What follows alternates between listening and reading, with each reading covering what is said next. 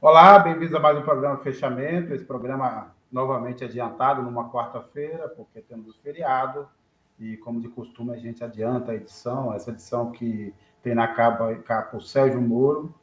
Era uma semana que tinha alguns assuntos que a gente poderia trazer na capa, mas a gente acabou optando pelo Sérgio Moro, que está aí desmoronando, não só por conta da decisão do Supremo Tribunal de dar um salvo-conduto para o Rodrigo Tacla Durão, advogado, ex-colaborador da Odebrecht, para depor na Câmara, e aí já foi marcada essa sessão para o dia 19, como também agora o aparecimento do Tony Garcia, um empresário que conhece o Sérgio Moro lá de Prisca Zero, do início da década, quando foi um colaborador, uma espécie de espião do Sérgio Moro e do Carlos Fernando Santos Lima. A gente conta essa história toda em detalhes, também trazendo as últimas aí do caso Arthur Lira que foi absolvido, na verdade teve um processo engavetado, anulado pelo Supremo Tribunal Federal, a pedido da Procuradoria-Geral da República, portanto, o Supremo não poderia prosseguir na ação penal contra o Arthur Lira, porque a PGR mudou de posição e pediu o arquivamento, então a única posição que o Supremo poderia fazer era arquivar esse processo, mas continuam a surgir aí no entorno do Lira amigos, parentes, ex-colaboradores, assessores, todos envolvidos nesse esquema dos kits de robótica nas escolas, no superfaturamento desses kits nas escolas de Alagoas. A gente também traz outras matérias interessantes, tem uma resenha do Mino Carta sobre as obras completas do Ítalo Calvino, que vão sair no Brasil completas pela primeira vez por conta do centenário de nascimento do escritor, que é um dos gigantes da literatura. Depois podemos até conversar um pouco sobre isso. Eu sou um fã incondicional do Ítalo Calvino, porque eu sou fã de todos os escritores que criam mundos próprios, como Kafka, como Guimarães Rosa, e como o próprio Ítalo Calvino. Mas eu queria já entrar aqui num assunto que acaba de sair, mas antes, obviamente, lembrando vocês que o canal está sempre aberto aí, a gente agradece a presença, a participação de vocês, essa companhia semanal que todos vocês nos fazem, a gente agradece muito, mas lembrando que quem puder contribuir, se inscrever no canal, entrar para a área de assinantes, recomendar, a gente agradece muito, porque o canal já passou dos 500 mil inscritos, a gente quer caminhar, obviamente, até 1 milhão e quer também ter mais presença e mais participação no YouTube, então o Kaká também vai nos dar aí ao longo do programa sinais de como vocês podem contribuir ou podem ajudar a carta de todas as formas possíveis. Eu divido esse programa com a Fabíola Mendonça e com o Maurício Tusvol. Fabíola, Maurício. Boa noite, gente. Boa noite, Sérgio, Fabíola, pessoal que nos acompanha. E vou começar aqui pelo assunto que acaba de sair sobre o marco temporal.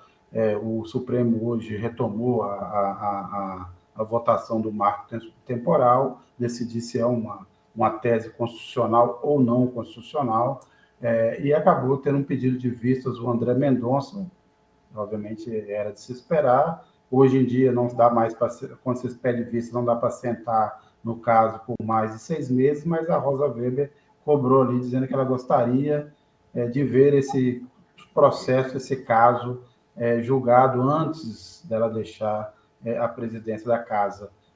Vamos ver se o senhor André Mendonça atenderá, mas eu queria conversar, obviamente, começando pela Fabíola, que tem acompanhado esse caso com mais frequência, mas também falaremos com o Maurício. De alguma forma foi uma surpresa, você, Fabíola, esse pedido de vistas, você, de alguma forma, acreditava que esse processo poderia ser concluído ainda neste mês, antes do recesso do Supremo? Uhum. Surpresa não foi, não é? Porque vindo de André Mendonça, a gente já esperaria que tivesse esse tipo de comportamento. A preocupação da presidente, né, de Rosa Weber, ela mesma, pessoalmente, se comprometeu a votar, né, colocar o marco temporal na pauta até o final do primeiro semestre, e ela, de fato, está cumprindo, né? Esse compromisso foi quando ela foi fazer uma visita em terras indígenas, lá no Vale do Javari. Ela se comprometeu que até o final do primeiro semestre, ela colocaria em pauta e para votar antes, né, da aposentadoria dela, né, dela encerrar o período no Supremo. Não é a primeira vez também, né, esse pedido de vista. O ano passado tinha 2 votos, o do relator, que é o Edson Fachin, contra o marco temporal, e o Cássio Nunes Marques, também outro bolsonarista, que tinha votado a favor. Né? E em setembro de 2022, né, ou seja, quase um ano, se eu não me engano, foi o Alexandre de Moraes que tinha pedido vistas e prorrogou, né, a previsão era que a gente tivesse uma resolução hoje, até porque seria uma resposta ao que aconteceu na Câmara dos Deputados, né, que retirou algumas funções do Ministério dos Povos Indígenas e votou o marco temporal, né, que agora está no Senado, e a expectativa é que o Senado vote contra o marco temporal. Então, não é nenhuma surpresa, vindo de André Mendonça, né? Agora, talvez a gente não consiga ver o resultado, né, final disso até setembro, que é quando a Rosa Weber se aposenta, né? A gente tem aí, obviamente, quer dizer, esse processo, lembrando que a Câmara, né, comandada pelo Arthur Lira, mas a pedido da bancada ruralista, aprovou aquele projeto de lei do marco temporal, que é um dos maiores absurdos recentes, entre os tantos absurdos que o Congresso, e mais especificamente a Câmara dos Deputados, tem cometido, principalmente contra medidas ambientais ou contra os povos indígenas. Mas a ideia do Senado, me parecia, era segurar esse processo, esse projeto de lei, até que o Supremo analisasse. E agora o André Mendonça movimentou o xadrez, vamos dizer assim, do outro lado.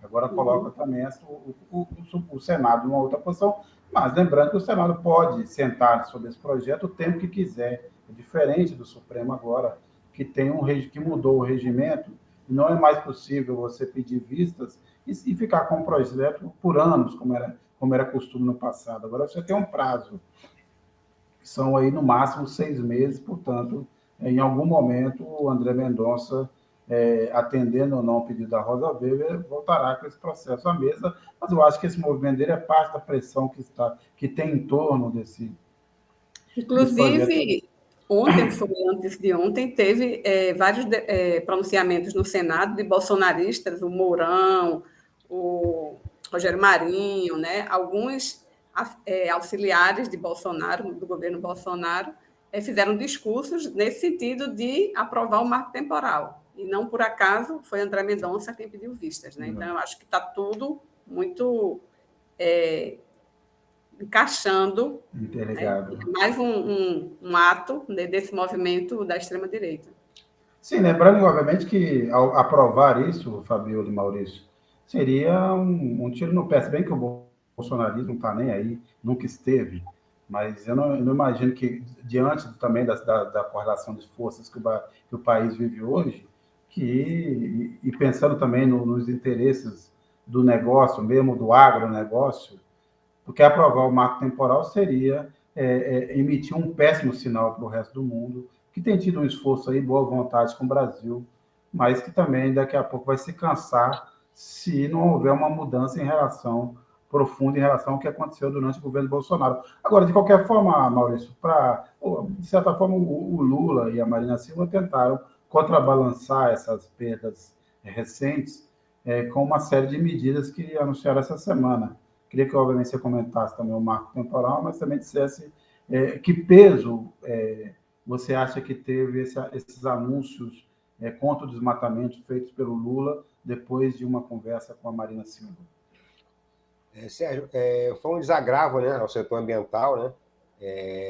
Houve uma cerimônia na qual foram anunciados um pacote, né, com algumas medidas, né? A principal delas, no meu entender, é o relançamento do PPDCAN, né, do Plano de Prevenção e Combate ao Desmatamento na Amazônia. Só relembrando, ele foi criado em 2004, né, originalmente, no primeiro governo Lula, pela ministra, na época também ministra do Meio Ambiente, Marina Silva. Talvez a maior marca da gestão, da primeira gestão da Marina no Ministério.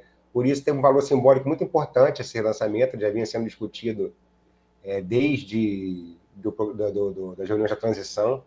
Quer dizer, dado a política de terra arrasada no Congresso em relação ao Ministério do Meio Ambiente e o fato de que, em primeiro momento, parece incontornável, né? Algumas das mudanças foram feitas, porque o Lula não pode vetar, sob risco de o veto ser derrubado e voltar à organização bolsonarista. Essas medidas ela vêm no sentido de fortalecer, na medida do possível, o Ministério, Sérgio. Outra coisa importante também foi a criação, essa é uma outra questão que vem sendo discutida desde a transição, do Comitê Interministerial para discutir mudanças climáticas, né? Não chega a ser a autoridade climática que foi discutida, mas é algo parecido. Isso é importante para efetivar, unir os pontos, né, para fazer a tal transversalidade, vários ministérios. Nós tivemos, por exemplo, algumas edições atrás, entrevista com o Celso Pancera, presidente da FINEP, da Financiadora de Estudos e Projetos, órgão subordinado do Ministério da Ciência e Tecnologia, e ele falava lá de vários projetos que a FINEP está disposta a financiar, que tem esse viés de sustentabilidade, mas tudo isso falta ser amarrado no governo. Acho que esse comitê interministerial vem para isso. Quer dizer, sem dúvida, foi um ponto positivo. O Lula anunciou também, confirmou, né, o anúncio da COP30 em Belém, né, em 2025, que faz parte dessa política de relançar o Brasil no cenário internacional de discussão sobre as mudanças climáticas. Eu acho que, enfim, esse pacote veio nesse sentido. Teve também a Mata Atlântica, né, o Lula vetou, um compromisso do Senado de não derrubar o veto. A gente não sabe na Câmara como é que vai ser. Agora, Sérgio, falando sobre o marco temporal, duas coisas, assim, primeiro, você usou o termo xadrez, eu tinha até notado ele aqui também para falar exatamente isso, é um jogo de xadrez agora, e ele está sendo jogado sob o prisma dessa grande disputa que envolve várias coisas, envolve essa pressão do Arthur Lira contra o governo no Congresso, envolve a atuação das bancadas de direita e bolsonarista em particular, tanto na Câmara quanto no Senado, e envolve, sobretudo, essa questão do marco temporal também. Você vê que, como a votação estava empatada, né, o relator Fachin, como a Fabíola falou, tinha votado contra o marco, o Nunes Marques votou a favor, uma clara divisão política. O Alexandre de Moraes, hoje, antes do André Mendonça pedir visto, o Alexandre de Moraes votou contra o marco temporal também. A expectativa é que a ministra Rosa Weber e o ministro Barroso também votem contra. Quer dizer, são 4 votos garantidos, o Toffoli provavelmente também. Quer dizer, a tendência, o que se discute em Brasília hoje, nos bastidores do STF, é que a tendência de, sendo colocado em voto, levado a voto, a tendência é que o marco temporal seja rejeitado no STF. A ministra Rosa Weber, ela tem a prerrogativa de antecipar seu voto contra a aposentadoria, quer dizer, ela já pode colocar uma pressão maior aí também. E uma coisa que eu andei conversando com algumas pessoas de ONG que estavam lá hoje em Brasília, e eles me explicaram o seguinte: foi falado, até anotei aqui, que essa eu não conhecia, uma figura jurídica chamada modulação. Se vocês souberem até explicar melhor, me explica. Mas seria o seguinte: a modulação é determinada, é levada em determinado processo quando ele desrespeita uma norma maior, mas aquele desrespeito é pontual, só naquele caso. E ele não pode ser criado uma jurisprudência. E a modulação sugerida, essa sugestão teria sido levada pelo ministro Barroso ao conjunto dos ministros, seria uma terceira via, digamos assim, dos votos. Essa modulação, ela diria que, naquele caso específico de marco temporal, se poderia ferir a Constituição em alguns pontos. E, concretamente, essa terceira via, ela, entre outras coisas, isso eu não pude apurar no detalhe, naturalmente são vários itens, mas um deles seria pagar indenização a alguns invasores de terras indígenas a partir de determinada data. Eu não sei qual seria, no caso, a data. Ou seja, é um jogo de xadrez que está sendo jogado. O Senado, o presidente do Senado, Rodrigo Pacheco, ele falou que vai ter calma, né? Enfim, ele usou aquela mineirice dele para dizer que vai sentar em cima do projeto mesmo, se for preciso. Aí vai ficar esse jogo de espera agora. É muito interessante essa questão do marco temporal. Ela hoje é uma das principais desse jogo aí entre governo e oposição, desse governo que vai ser um governo de disputa nos 4 anos de sua duração. Bem, isso vindo do ministro Barroso, não me surpreende que o ministro Barroso é dado essas ideias esdrúxulas. Não tem por que estabelecer, nesse caso, nenhum tipo de modulação. É simples. O que a Constituição aprovou não tem nada, com nenhuma relação, e não estabelece nenhuma data prévia ou nenhum tipo de marco em relação à ocupação de terra indígena. Lembrando que um dos formuladores dessa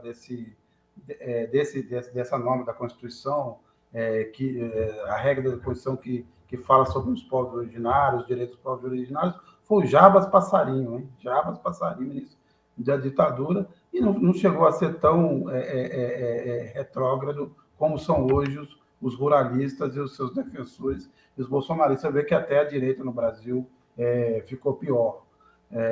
Mas me parece que só existe uma possibilidade, dizer que essa é uma tese esdrúxula, né? Não tem como exigir isso de uma coisa. O Brasil é um país, em tudo, grande demais, tem área agrícola ainda a ser aproveitada, tem ainda um grande ganho de produtividade que você pode ter em terras, e esse tipo de discussão ele não interessa nem a parte do agronegócio que tenta se manter dentro das regras, que tenta que é preocupado com a exportação. Isso só beneficia a margem, as organizações criminosas, os invasores.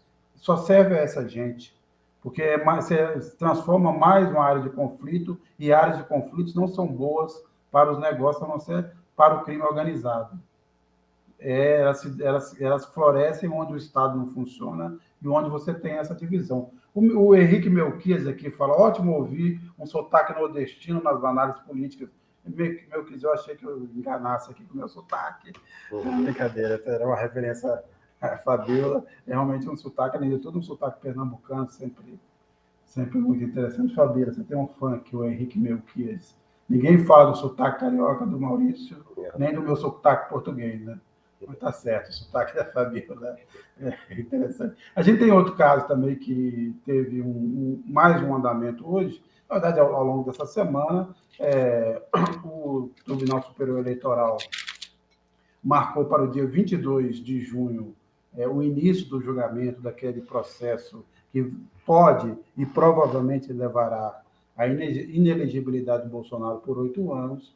Hoje, na verdade, também hoje, alguns minutos atrás, o relator do caso, o ministro Benedito Gonçalves, liberou o seu parecer para os demais ministros, são mais de 400 páginas, e se fez isso numa tentativa também que os demais ministros tenham tempo de ler até o dia 22, de estudar esse processo, para evitar também um pedido de vistas. Lembrando que o Bolsonaro hoje tem 2 ministros no Supremo que lhes são favoráveis, ou em tese eles serão favoráveis.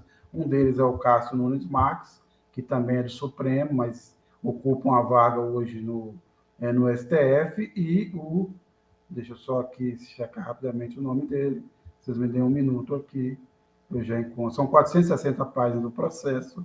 O Raul Araújo, que foi o outro ministro indicado pelo Bolsonaro. De qualquer forma, nós estamos caminhando aí. Também hoje surgiu mais uma informação que não diz respeito a esse processo do TSE, mas, vamos dizer, se junta ao conjunto da obra do Bolsonaro, que foi na perícia do telefone do ajudante de ordens, o tenente-coronel Mauro Cid, achou-se lá finalmente a minuta do golpe. E essa minuta do golpe tinha lá uma série de documentos que iriam embasar, vamos dizer assim, juridicamente, entre aspas, essa tentativa de golpe que se imaginou caso Lula viesse a ganhar a eleição como ganhou. Esse conjunto, obviamente, embora não seja o ponto principal, a ação trata basicamente da reunião do Bolsonaro com os embaixadores, onde ele colocou em xeque, ou tentou colocar em xeque, a confiabilidade das urnas eletrônicas, mas temos todo esse conjunto da obra, as joias, a minuta do golpe, a própria participação do Bolsonaro instigando os eventos de 8 de janeiro. Quer dizer, isso tudo cria um clima que me parece assim cada vez mais difícil. Agora, Maurício e Fabiola, começando pela Fabiola, parece, e aí não sei se você concorda ou não, que dificilmente o Bolsonaro escapará de perder os direitos políticos por 8 anos. Agora, segundo, ele fora do jogo e com o discurso de vítima, ele se torna um cabo eleitoral importante, tanto para as eleições municipais do ano que vem, quanto nas presidenciais de 2026? Eu acho, na verdade, que Bolsonaro se consolidou como um cabo eleitoral importante, independente do resultado. Acho, de fato, que ele vai perder os direitos políticos, acho, de fato, que ele vai ser condenado no TSE, Mas não só, esse não é o único processo, né? Como você citou aí, o caso das joias, o caso do TSE, daquela reunião com os embaixadores, mas tem a participação dele de outros atos golpistas, né? Os 7 de setembro, 2 anos seguidos, onde ele, né, são claramente atos golpistas. Tem o caso do cartão de vacinação, que ele precisa também responder isso na justiça. Tem o inquérito de fake news. Tem as acusações que saíram da CPI, né, da Covid, que eu não sei no que vai dar isso. Interferência dele na Polícia Federal e vazamento de informação sigilosa, ou seja, ele tem um leque, né, de ações, de processos que ele vai ter que responder, né? Então, eu acho que ele, de fato, vai ficar com os direitos políticos, né, suspensos por 8 anos, mas ele continua sendo um líder da extrema-direita forte e vai ter que fazer um sucessor, né?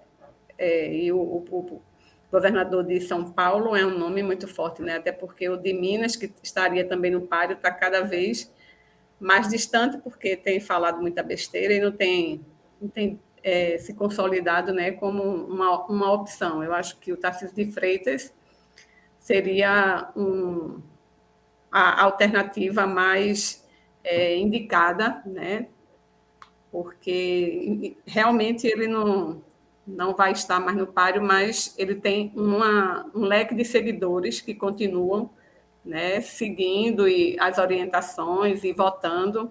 Eu acho que a eleição do ano que vem vai ser um termômetro para a gente saber qual vai ser o peso dele. O Carlos Almeida, Bolsonaro 22 será julgado no dia 22, o ministro é bem irônico. E o Admilson Oliveira lembra, pedido de vista pode adiar julgamento de Bolsonaro para agosto. Este é um dos riscos, quer dizer, se eu tiver um pedido de vistas, talvez não, quer dizer, provavelmente você não terá tempo também de retomar esse processo antes do recesso judiciário, mas esse não é um caso assim tão premente, vamos dizer assim, como o caso da Rosa Weber, até porque se imagina que esse processo do Bolsonaro realmente se estenda, no mínimo, até novembro, entre todos os votos, tal, pode acontecer muita coisa para lá. Talvez não seja um julgamento tão rápido, o que também não alivia a situação do Bolsonaro, porque hoje a composição do Tribunal Superior Eleitoral é totalmente favorável à perda dos direitos políticos por 8 anos, neste caso. Né? O voto do Cássio Nunes Marques, depois do outro juiz, o Ailton, que venha eventualmente a também pedir vistas, também é possível que faça, não deve estender esse processo para além deste ano, o que também não interessa, quer dizer, para o Bolsonaro, as eleições municipais do ano que vem só lhe servem para tentar reorganizar suas forças. Agora, Maurício, por exemplo, no Rio de Janeiro, ele pensa no Braga Neto.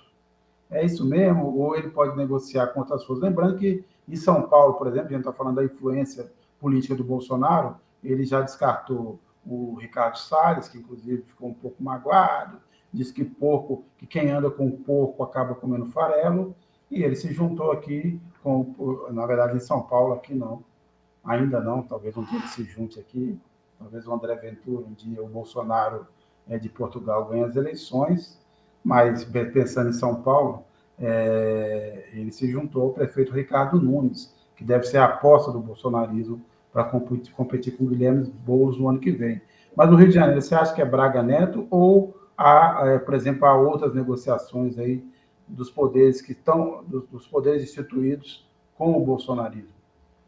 Então, Sérgio, o fato não só possível, mas provável, né, inelegibilidade do Bolsonaro ser aprovada pelo TSE, faz com que ele esteja se aproximando, né, mais do núcleo político profissional, digamos assim, da direita atual, né? Não somente com o Aldemar Costa Neto no PL, como até do prefeito de São Paulo, o Rodrigo Garcia, o Ricardo Nunes, por intermédio do Tarcísio de Freitas, do governador. Isso é interessante porque o Bolsonaro evidentemente, uma pessoa, um político que teve 49% dos votos para a presidência da República, ele certamente é um cabo eleitoral importante. Certamente. Ainda assim, você percebe aqui no Rio, né, agora respondendo mais concretamente a pergunta sobre o Rio, você percebe no núcleo bolsonarista um temor de uma nova derrota nas eleições municipais. Quer dizer, é o mesmo passo que o bolsonarismo precisa e tem que consolidar, né, sua presença política nas eleições do ano que vem e terão uma oportunidade para isso. Por outro lado, algumas derrotas poderiam significar mais uma pancada forte antes da eleição presidencial de 2026. Né? Aqui no caso do Rio, o Jair Bolsonaro vetou a candidatura do filho dele, do Flávio, do senador, sob o argumento de que a presença do Flávio, que ainda tem mais 4 anos de mandato no Senado, é fundamental na Câmara Alta para defender as ideias da oposição e tudo mais, mas, na verdade, existia um temor muito grande de que a candidatura do Flávio Bolsonaro pudesse ser derrotada. E para ser derrotado, Sérgio Fabíola, o nome do Braga Neto é melhor. O Eduardo Paes vem forte, com apoio de toda a centro-esquerda, não vai ser um candidato fácil de ser derrotado aqui na capital. E se for para perder, melhor perder com o Braga Neto do que perder com o Flávio Bolsonaro. Eu faço essa leitura. Em São Paulo, acontece algo parecido. Né? Enquanto o Tarcísio já está em um outro patamar de negociação política, assim, né? Desde que assumiu o governo, né? O Ricardo Salles representa aquele bolsonarismo mais folclórico, né? Que tem outras figuras como Carla Zambelli e tudo mais, que está sendo paulatinamente afastado do núcleo de decisões bolsonarista, no sentido da entourage do Bolsonaro, e quem vai decidir os próximos passos. Né? Eu acho que, apesar da cassação ser provável, o Bolsonaro vai ser um player, evidentemente, muito forte na próxima eleição, mas não da maneira como se imaginava. E fazendo um paralelo em relação à questão da vitimização, né, que foi colocada, fazendo um paralelo com o Lula, né, se possível, quando o Lula foi preso e afastado e tornado inelegível, havia uma sensação forte, disseminada em grande parte da sociedade brasileira, de que aquilo era uma injustiça política. Né? Eu acho que, no caso do Bolsonaro, isso vai ficar mais restrito a um núcleo menor dos bolsonaristas mais radicais, enquanto a caravana da direita segue, né? Os cães ladram, a caravana da direita vai seguir, provavelmente conduzida aí pelo Tarcísio de Freitas. A Tatiana Biancottini pergunta: Michele Bolsonaro também é um nome no páreo da sucessão do marido? Eu acho que ela poderia ter sido, ou se pensou nela, Tatiana, até pouco tempo, mas, primeiro, essa história da Joyce respinga na Michele Bolsonaro, mais do que respinga, né? Na verdade, enlameia também a Michele Bolsonaro, ela que está envolvida em todo esse processo. Segundo, houve o veto do próprio Bolsonaro, que diz para ela que ela não diz por aí que ela não serve para ser candidata a cargos majoritários, eventualmente a cargos eletivos. Ele aparentemente não deseja que a Michele Bolsonaro tenha vida própria na política, prefere que ela esteja ali no seu entorno. Então, acho que a derrota do Bolsonaro, em grande medida, será a derrota do clã, incluindo a mulher e os filhos. Eu acho que os filhos também perderão força relativa em relação à recomposição das forças. Quanto ao Tarcísio, isso também sempre é uma aposta, Fabiola e Maurício, mas eu queria lembrar só uma coisa. Ao longo desde o fim da ditadura, os governadores de São Paulo sempre foram vistos como fortes candidatos à presidência. Nunca ganharam. Nunca ganharam. Nem o governador de Minas também, né? Ganharam outros políticos. Tá? Então, isso também é um pouco de mitologia, porque eu acho que tem São Paulo e o Brasil jogam uma força assim, de atração e repulsa. O Brasil, eu acho que tem, de certa forma, o eleitorado do resto do Brasil tende a rejeitar uma certa hegemonia de São Paulo, embora Fernando Henrique tenha feito sua carreira política em São Paulo, o Lula tenha feito sua carreira política em São Paulo, mas não eram exatamente a expressão do poder paulista, como são os governadores e como é, nesse momento, Tarcísio de Freitas, que é um nome que tem uma simpatia nessa elite atrasada de São Paulo, mas não sei se tem o mesmo alcance no resto do Brasil, e teria, além de tudo, andar muito, caminhar muito, se expor muito e também moderar mais o discurso. Até falar em moderar, eu queria lançar um assunto aqui também, porque não por coincidência foi em São Paulo que a gente teve mais uma cena aí tétrica, terrível, na verdade, que expõe como a sociedade brasileira ainda está presa à escravidão, à sua formação de uma nação que é erguida sobre a escravidão, que foi esse episódio de os policiais que prenderam um suspeito negro e amarraram os pés e as mãos e levaram quase como um negro fugido, como se levava no passado. Essas cenas não se cansam de acontecer, elas se espalham para o Brasil, mas elas às vezes são muito específicas em São Paulo. Fabíola, como é que você, por exemplo, viu, como é que foi sua sensação ao ver essas imagens? É uma imagem repugnante, né? Ali é o maior simbolismo da barbárie. Parece uma imagem do século XVII, XVIII, ali, do período da escravidão, né? E remete também ao período da ditadura. Aquela cena parece que ele está num pau de arara, os pés e as mãos presas juntas. É uma cena clara assim da violência do Estado, né, contra as pessoas, né, os negros, contra essa escravidão que não consegue, sabe, se dissociar das mãos do Estado, da sociedade como um todo, mas ali é um agente do Estado, né, colocando em prática, né, uma barbárie contra uma pessoa negra, né? Se fosse um branco, possivelmente não estaria naquela condição. É isso, né, Maurício? É sempre. E outra coisa, são sempre os remediados contra. Né? Quer dizer, esse também, acho que é uma parte da grande perversidade que a elite brasileira conseguiu criar foi que os remediados, os policiais, acabam servindo. Isso é grande, são como capitães do mato, né? Lembrando isso. É a política do capitão no mato, Sérgio. O inimigo, no caso, é o próprio povo trabalhador, né? Antigamente, o povo escravo, né? Escravizado, né? Quer dizer, você tem que trabalhar, de preferência muito, e ganhando nada, como era, ou muito pouco, como é agora. Se rebelar de alguma forma, cacete, porrada, prisão. Enfim, é uma mentalidade, e boa parte da população brasileira, infelizmente, comunga, né, dessa visão de que no caso, assim como a gente fala com os militares, né, vem no comunista, né, na figura imaginária do comunista, do brasileiro comunista, o inimigo interno, a classe média alta, branca, e mesmo pessoas que não têm tanto dinheiro assim, mas têm essa mentalidade, enxergam na população preta e parda e nas pessoas mais pobres um temor a ser evitado, e se preciso for na base do cacete, é aceitável, né? Mas na verdade é repugnante, se repete, igual a história, esqueci infelizmente o nome da pessoa que foi assassinada lá pelos policiais rodoviários, né, sufocado. Agora essa cena, que nem bala perdida aqui no Rio, né, em outros locais do Brasil, quando a polícia entra atirando nas comunidades e atinge pessoas inocentes, repete, se repete, se repete, vai continuar se repetindo. Outro dia eu estava vendo na televisão uma o Genivaldo. Genivaldo. Isso, Sérgio, obrigado. A moça plastificando o documento da geladeira que tinha comprado, e uma outra pessoa na fila foi tirar sarro, debochar dela. Pô, tá plastificando o documento de geladeira? Que maluquice. Não, é porque se a polícia entrar em casa, eu tenho que provar que a geladeira é minha. Senão eles levam. Ó. E ela mora no barraco, na comunidade, temendo uma invasão. Essa é a realidade do povo pobre e trabalhador do Brasil, Sérgio. Agora, voltando ao Bolsonaro, Adriana Pires, o que espera Bolsonaro? Cadeia? O Edenir Prebianca, cadeia para o Bolso. Bem,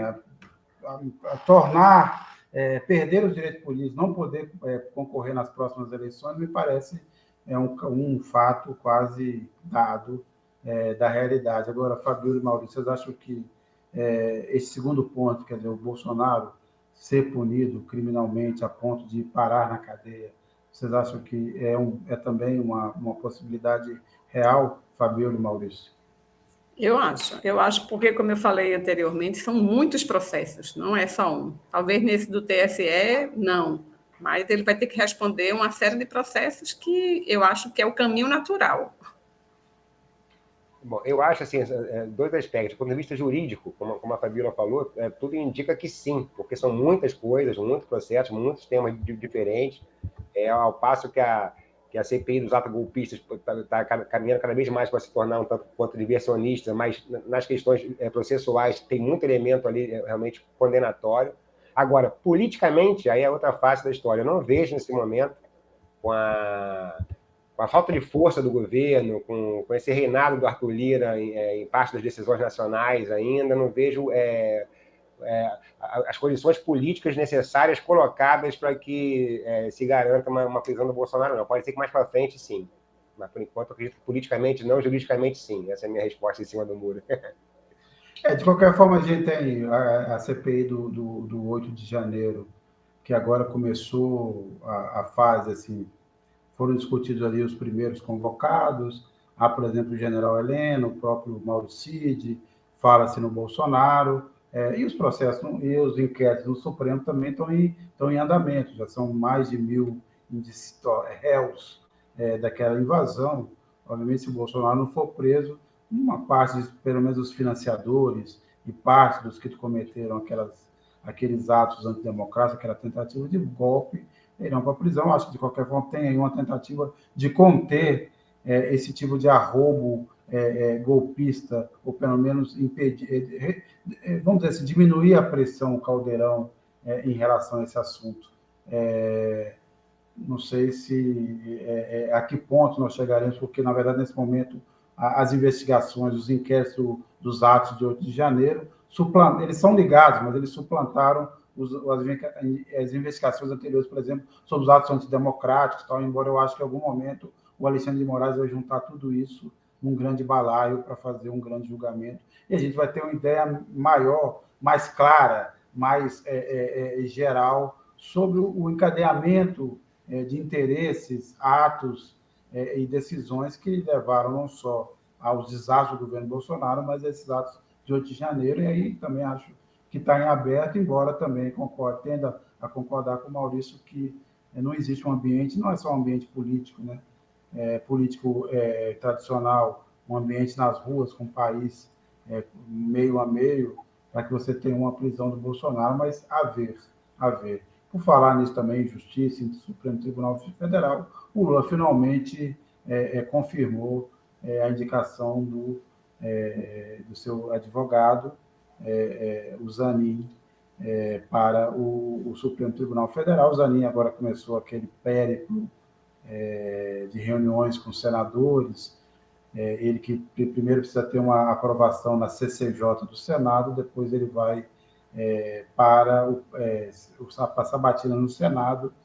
As conversas estão bem adiantadas, parece que há uma compreensão geral com a indicação do Cristiano Zanin para o Supremo, tanto do mundo político quanto do mundo jurídico, mas, por exemplo, hoje eles terminam a reunião com os evangélicos, hoje ou ontem, na verdade, e ali se falou sobre o aborto, ele disse que é para manter o aborto como as coisas são, e aí o Silas Malafaia disse que o Cristiano Zanin é um homem de família. Fabiola, isso é para a gente ficar tranquilo ou ficar preocupado? Eu acho que Silas Malafaia não vota, né? Ele não está no Senado, portanto, ele não vota. Nesse caso, a opinião dele não vai fazer muita diferença no resultado. Agora, eu acho que é uma praxe, né, do Senado aprovar os indicados. Eu acho que ele vai passar facilmente lá, apesar da grita, que com certeza vai ter, né, dos bolsonaristas, mas eu acho que ele não vai ter nenhuma dificuldade, não. E como você falou, ele já vem se articulando, inclusive com evangélicos, né, que eu acho que é uma base que pode complicar a vida dele, mas eu acho que ele não vai encontrar dificuldade lá na CCJ, não. Eu acho que ele já é praticamente o novo ministro do STF. E você, Maurício? E queria também ouvir o que você, no fim das contas, achou sobre essa escolha do Lula, a indicação do Cristiano Zanin, seu advogado durante o processo da Lava Jato, para o Supremo. Bom, assim, eu acho que o Lula, desde o princípio, né, tinha dito que não ia abrir mão dessa primeira escolha, que essa é uma escolha pessoal, né? Aí, para surpresa de quase ninguém, né, o Cristiano Zanin foi nomeado. Muita gente se pergunta, quem é de fato o Cristiano Zanin, né? O que ele pensa sobre determinados assuntos, sobre vários assuntos, né?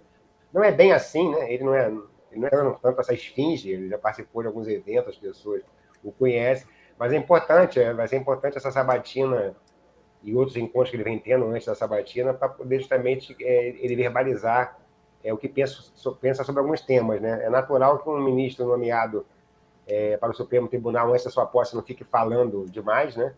Mas ele precisa falar um pouco e vai ter oportunidade para isso, né? Em relação a encontros evangélicos, é aquela coisa, né, Fabíola? Em Roma, haja como os romanos. Né? A tendência é sempre falar alguma coisa que agrade, mas o elogio do Malafaia é sempre uma chancela preocupante. Né? Eu fiquei mais para preocupado, Sérgio. Agora, eu acho que o Zanin, ele tende a ser um bom nome.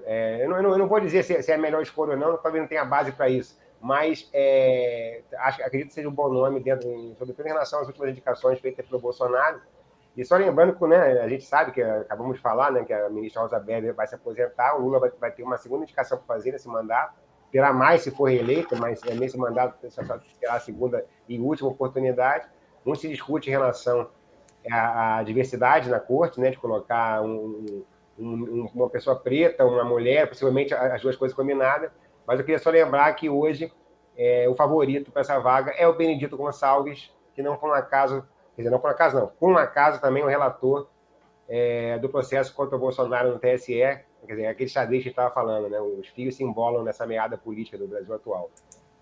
E foi o relator de Deltan também, não é? Não é o mesmo? Sim, sim.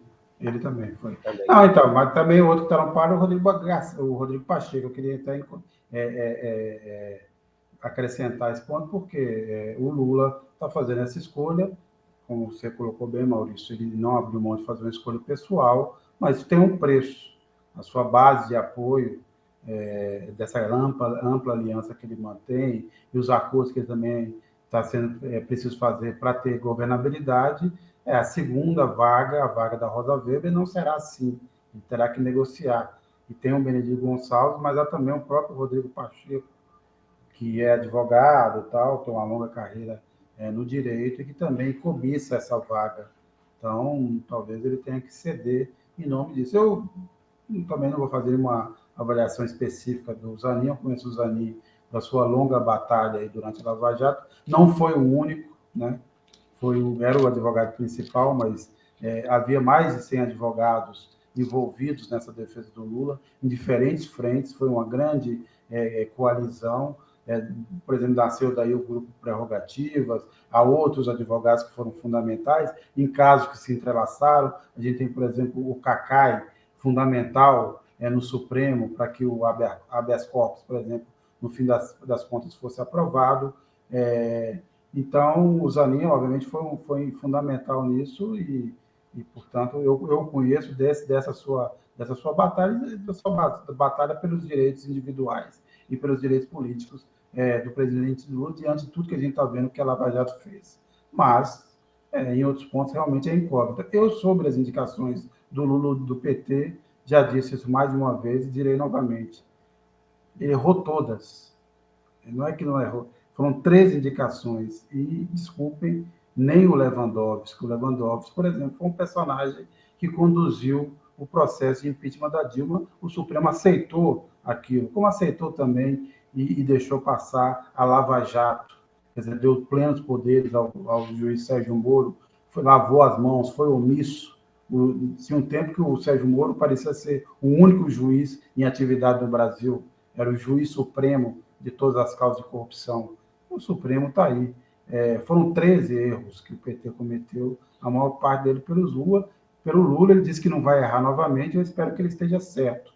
Mas eu não darei o benefício da dúvida ao presidente, eu já parto uma ideia de que talvez, pelo menos vou torcer apenas que desta vez ele tenha acertado nessa indicação do Zanin, que ele fez, obviamente, para pagar essa conta, essa dívida que ele tem com o Zanin, que fez um brilhante, excelente trabalho na defesa do Lula, mas não é só isso que deve ser levado em conta no momento de indicação do ministro do Supremo, porque a gente terá vários assuntos pela frente que não dizem respeito às questões políticas que têm a ver com o posicionamento em relação à vida, a temas importantes, e a gente, tanto econômicos quanto da sociedade, a gente não sabe ainda como isso vai caminhar.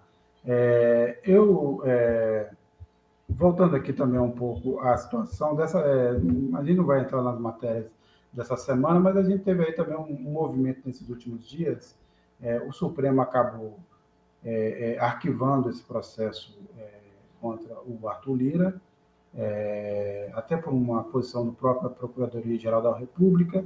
Num caso de uma ação criminal, se o Ministério Público não quer fazer acusação, nenhum juiz pode decidir acusar por sua conta. Então, no momento em que o Ministério Público, a PGR, a Procuradoria-Geral da República mudou de posição e pediu o arquivamento do caso, só cabia ao Supremo tomar essa decisão nessa linha, então foi natural. Mas teve esse susto com esse caso que foi levado à tona novamente. Ao mesmo tempo, o Lira teve ali uma conversa com o Lula ontem, no Palácio, os dois se reuniram. Fabiola e Maurício, vocês acham que tem aí algum sinal de trégua? Vamos viver algum momento, vamos dizer assim, de mansidão, de calmaria, até a próxima tormenta entre o Lula e o Arthur Lira, ou o clima continua ruim? Eu acho que ainda não dá para definir como é que vai ficar o clima, mas, assim, das duas, uma. Eu acho que toda essa...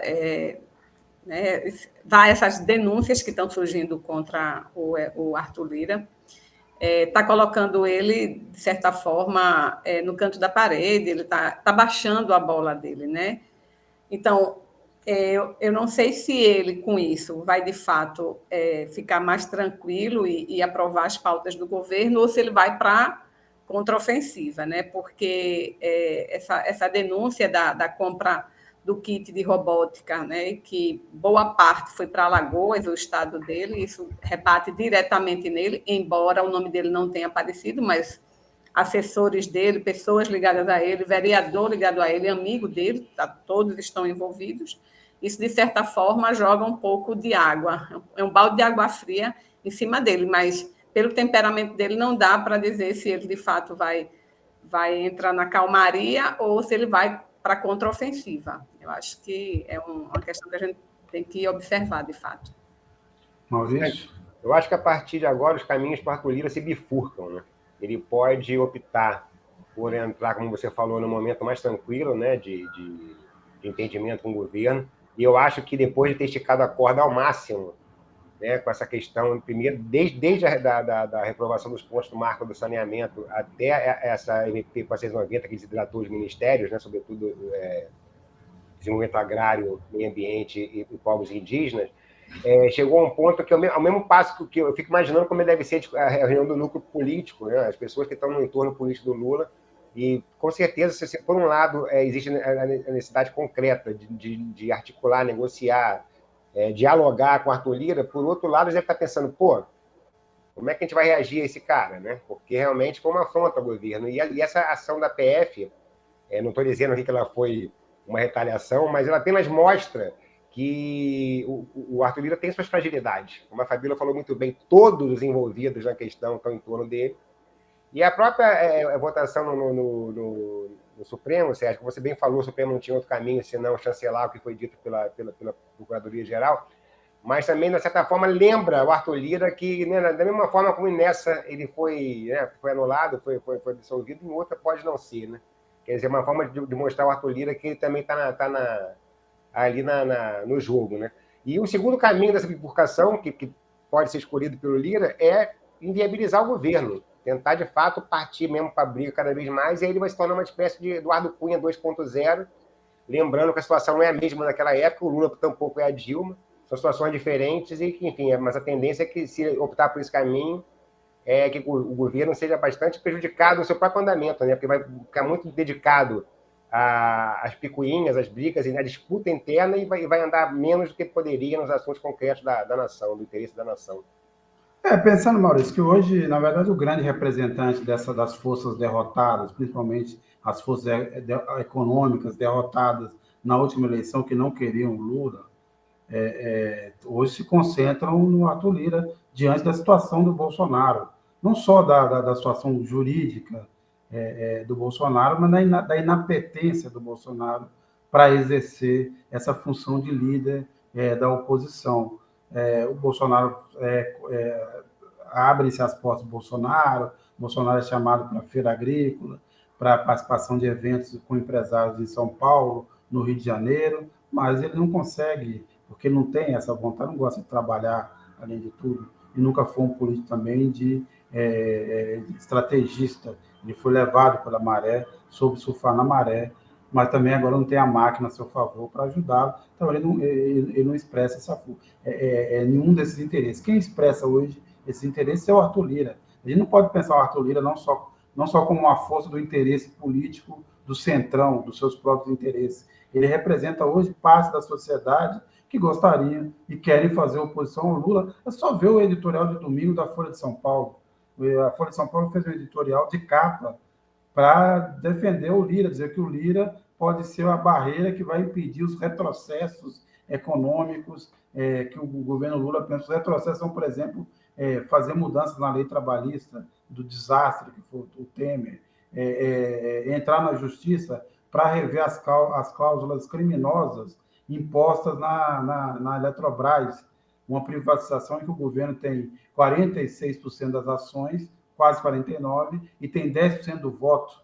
Quer dizer, quem comprou o controle nem pagou pelo direito de controle, pagou muito menos, porque comprou uma fração das ações e manda na empresa. E segundo, tem uma cláusula em que se o governo quiser recomprar as ações, tem que pagar o dobro do preço avaliado no mercado. São crimes anticonstitucionais que o governo tem todo o direito, em nome da sociedade brasileira, de combater isso. Mas a Folha de São Paulo e outros empresários acham que isso são avanços. E quem quer trazer o retrocesso é o governo Lula. É a situação que a gente vive nesse caso. Agora, o governo Lula está aí tentando se equilibrar e torcendo um pouco para as circunstâncias. As circunstâncias, nesse momento, lhe são favoráveis. Eu queria dizer aqui e introduzir esse assunto também, porque muita gente tem dito aí, a economia cresceu, a economia brasileira cresceu acima do esperado, 1,9%, foi o quarto maior crescimento num trimestre do mundo, mas, olhando o que está acontecendo no mundo, todas as economias, ou as principais economias, estão crescendo além do esperado em todo o mundo, porque o efeito da guerra e do aumento dos preços do petróleo, ele arrefeceu um pouco na virada do ano para cá. Além de tudo, pensando no Brasil, o Bolsonaro destruiu o país, destruiu a administração, fez a maior tentativa de compra de votos, e pior ainda, fracassada, dada a incompetência do Bolsonaro. Foi o primeiro presidente que não conseguiu se reeleger, mesmo gastando os tubos e uma fortuna, mas teve um efeito econômico. A quantidade de dinheiro que ele liberou na economia teve esse efeito econômico. Então, esse resultado do primeiro trimestre não diz respeito a nenhuma coisa relacionada ao Lula. Mas o Lula, além de tudo, vamos dizer assim, o desânimo do Bolsonaro, tudo que ele fez, que está colhendo, tudo que ele fez, e ele fez de uma forma errada, de uma forma tosca e de uma forma premeditada e criminosa. Mas isso teve um efeito na economia. Só que quem está colhendo é o Lula. Para pior ainda, eu acho que o Bolsonaro deveria chamar o Guedes e todos os seus assessores econômicos e explicar, porque eles não entenderam como é que são os efeitos da economia quando você dá subsídio. Mas isso é bom para a economia brasileira nesse momento. A inflação também hoje divulgada está acumulada no ano, está em 3,29%. Então, por exemplo, não há mais nenhum motivo, por exemplo, para o presidente do Banco Central insistir na ideia de que o Brasil tem um risco inflacionário e que os juros estão nessa altura porque o governo gasta muito e as coisas estão desequilibradas. Obviamente, o caminho daqui para frente é muito complicado, continua muito complicado, mas essa tração do primeiro trimestre permite ao governo sonhar com um pouco mais, abre um pouco mais de horizonte, porque o crescimento da economia vai ser maior, a inflação parece estar mais contida e, portanto, se você tomar agora medidas mais pontuais, você consegue, talvez, colocar mais rapidamente o Brasil nos trilhos, lembrando que no início do ano, a perspectiva de crescimento do Brasil beirava 1% em dezembro, agora os bancos já falam em até 3% de crescimento, entre 2% e 3%, o que muda razoavelmente a perspectiva. Então, o Lula também joga com isso, porque uma melhora econômica também fortalece o Lula em relação ao poder do Arthur Lira. Ele depende desse apoio popular, e esse apoio popular só virá de uma forma mais consistente se começar a ter resultado, ou seja, se tiver comida no prato, se tiver emprego, se tiver possibilidade de ascensão social, se tiver escola de novo, Então, isso tudo, se tiver médicos novamente, isso tudo, saúde, isso tudo é um equilíbrio ali muito, assim, uma corda bamba, um fio da navalha que o governo anda e que ele também, obviamente, como todo o governo, precisa não só contar com a sorte, mas aproveitar as circunstâncias quando são favoráveis para virar esse jogo. Eu acho que isso também é uma aposta do governo e, nesse momento, o Lula está ganhando, tanto que a Bolsa hoje bateu o recorde do ano, o dólar está caindo, o euro está caindo, mas, obviamente, não esqueça em nenhum momento das grandes dificuldades que a economia brasileira ainda enfrenta. O consumo das famílias está baixo, mas agora nós temos esse programa aí, Desenrola, que vai beneficiar 70 milhões de brasileiros, vão renegociar as dívidas até R$ 5.000, podendo pagar em até 60 meses. Tem essa tentativa aí do programa de carro popular para ver se reativa um pouco da indústria automobilística. O Minha Casa Minha Vida também vai ser vai retomado, basta só agora os últimos detalhes de votação no Congresso. Então, você tem aí um ambiente, tudo ainda muito incipiente, mas são bons sinais, uma vantagem que, nesse momento, o Lula, como eu disse, precisa aproveitar.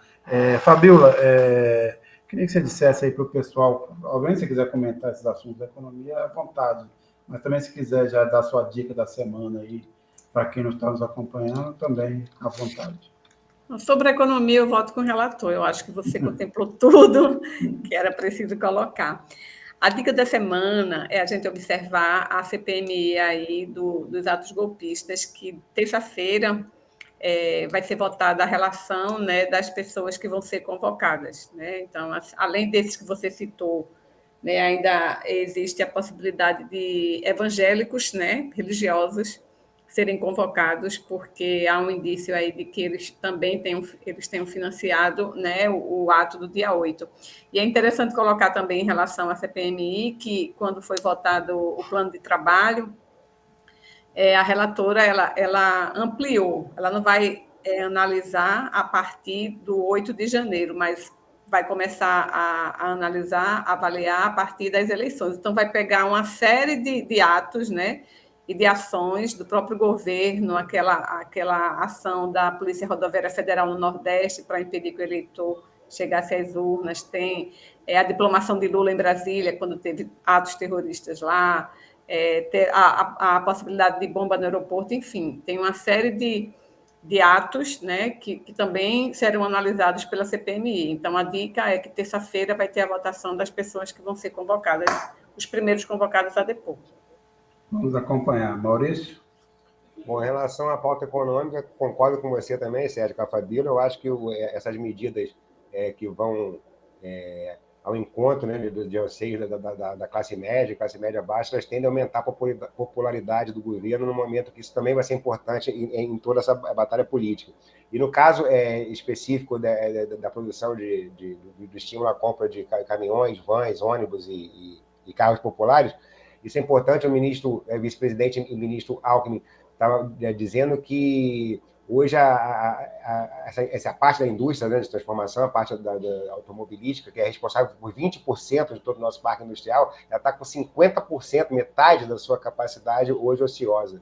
Quer dizer, vai ser duplamente benéfico, tanto para quem vai poder tentar comprar o seu carro popular, quanto para a própria indústria vai ser um estímulo, né? Em relação à minha dica, é ficar de olho nas discussões que estão acontecendo também em Brasília em relação a uma possível reforma ministerial, que pode passar até por encolhimento da presença do União Brasil, que é um dos partidos menos fiéis, né, que ocupa 3 ministérios, no entanto, dos menos fiéis da suposta base do governo no Congresso. E durante o feriado e no início da semana que vem vão estar sendo travadas, inclusive com a participação do Arthur Lira, discussões sobre uma possível pequena, mas já uma dança das cadeiras no Ministério do Lula.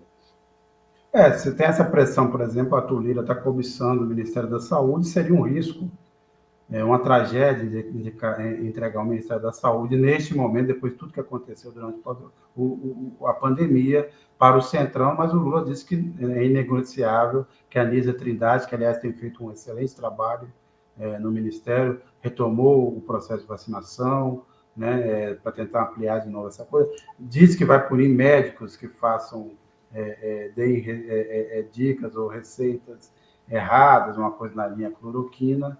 É uma médica reconhecida, de muito talento, então acho que se o Lula tiver que negociar, terá que negociar outros ministérios. Claramente, os ministérios dados à União Brasil estão, nesse momento, sob risco, primeiro porque, no caso do Ministério do Turismo, a ocupante do cargo, que agora me escapou, Cacá, desculpa aí, agora me escapou o nome dela, só me lembra aí, a Daniela do Vaguinho, Daniela do Vaguinho, desculpe aí, está saindo da União Brasil, vai para o Republicanos, e o Republicanos diz que não vai avalizar essa vaga, então, portanto, deve ter um outro nome indicado para a União Brasil, já há uma negociação, já o AMEI de algumas lideranças, por exemplo, da Davi Alcolumbre, e no caso do Ministério das Comunicações com o Juscelino Filho, toda hora arruma uma confusão. A última agora é que o pai, o senhor Juscelino Pai,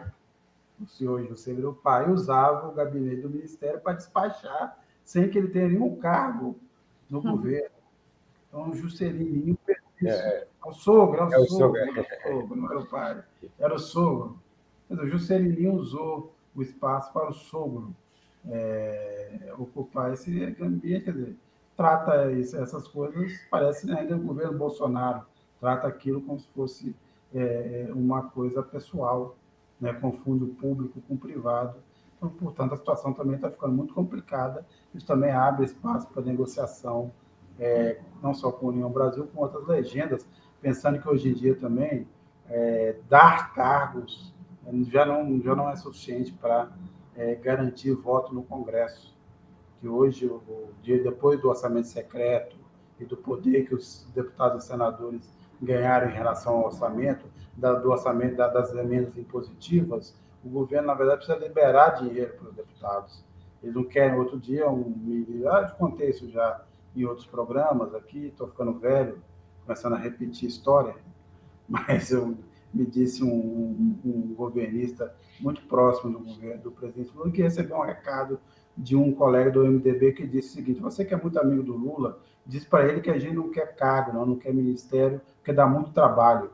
A gente quer dinheiro, então queremos emenda. Então, quer dizer, o jogo mudou muito nos últimos anos, não basta mais tentar fazer uma aliança baseada em ocupação de cargos. É outra história hoje em dia, então isso é a nova realidade com a qual o Lula tem que lidar. Bem, Fabiola, Maurício, que nos acompanham até agora, eu agradeço bastante, eu agradeço a honra e a oportunidade de dividir esse programa com vocês dois, e agradeço também quem nos assistiu até agora, espero que todo mundo se divirta nesse feriado, né? Nordeste não é feriado, não. Nordeste é normal amanhã, porque troca pelo São João. Troca pelo São João, é verdade. Então, quer dizer, amanhã a Fabiola vai trabalhar. Então, Maurício, eu e você podemos descansar, porque a Fabiola você fica aí. Não é nem plantão, né? Já que é normal, tá certo. Tudo aberto. Tá bom. Então, mas quem puder, descanse, se divirta. Maurício, Fabiola, pessoal. Até a próxima. Lembrando, contribuam com Carta Capital, como puderem. Um abraço.